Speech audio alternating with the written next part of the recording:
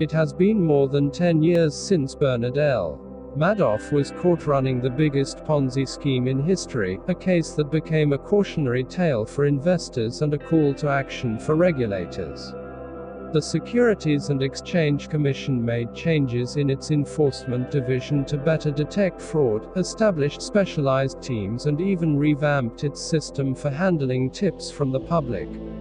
But the prosecution of Mr. Madoff, who took investors for more than $50 billion, was not the Ponzi case to end all Ponzi cases. The SEC brought 50% more Ponzi prosecutions in the decade after Mr. Madoff's arrest than in the 10 years before, according to a New York Times analysis of the agency's enforcement announcements.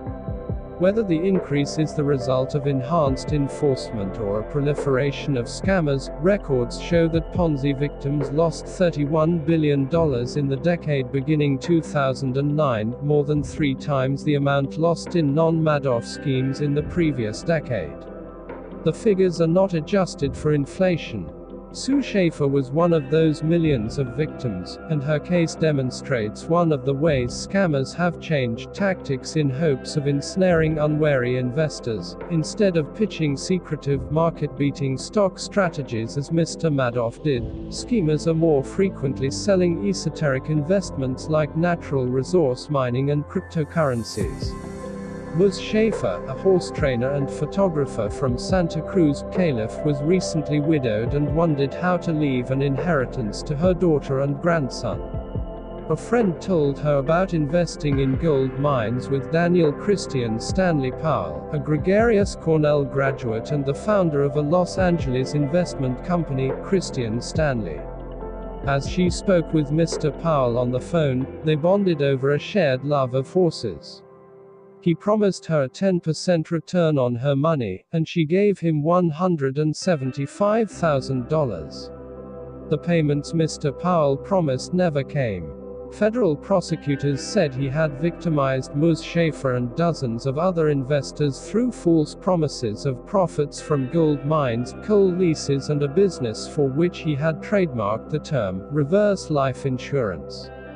Instead, they said, Mr. Powell used new investors' money to pay the old, skimming off a healthy cut to buy a luxury apartment, sports cars, and other items, including $5,000 for cowboy boots. In my mind, in my spirit, it just knocked everything out of me, Ms. Schaefer said. How could I be so gullible? The SEC's enforcement announcements demonstrate how scammers' offerings have evolved to take in people, like Ms. Schaefer, who might otherwise be wary of a pitch involving traditional investment funds. Half the 291 cases brought in the past decade involved schemes promoting untraditional products.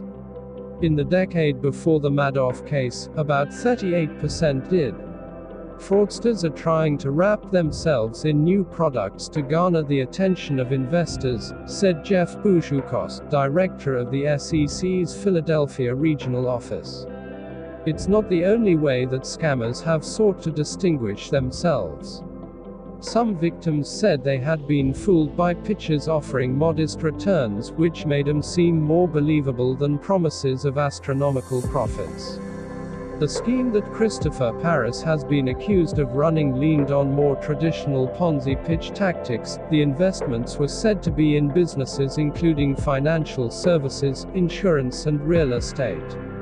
Jaylene D'Ambrosio of Rochester entrusted to him her life savings, $600,000, and for a few years received steady returns that assured her that she had made the right investment. But Mr. Paris and an associate, Perry Santillo, were actually running a Ponzi scheme that defrauded more than 600 investors, the commission said. The money Ms. D'Ambrosio had given him was gone, along with about $100 million that others had invested. The men had spent lavishly on themselves, including commissioning a song that Mr. Santillo had performed at a party he threw at a Las Vegas nightclub, according to the commission. $10,000 suits everywhere he rides, the song went. Pop the champagne in LA, New York to Florida, buy another bottle just to spray it all over ya. "It was like somebody punched me in the face," said Ms. D'Ambrosio, who had retired from Kodak, where she was a purchasing manager. Everything stopped. Ms. D'Ambrosio, who has gone back to work at a Walmart deli counter, lost an unusually large amount for a Ponzi victim. The average loss for Ponzi victims in the decade after Madoff was $150,000, according to an analysis of SEC data, compared with $80,000 in the previous decade for non-Madoff scams. Jane Naylan, who had taken music lessons from Mr. Paris's father while growing up in the same Rochester neighborhood, contacted the SEC after growing suspicious of Mr. Paris and Mr. Santillo.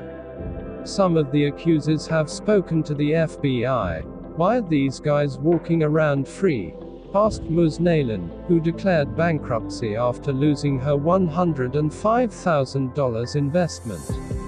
"They froze their assets, but they still seem to have money."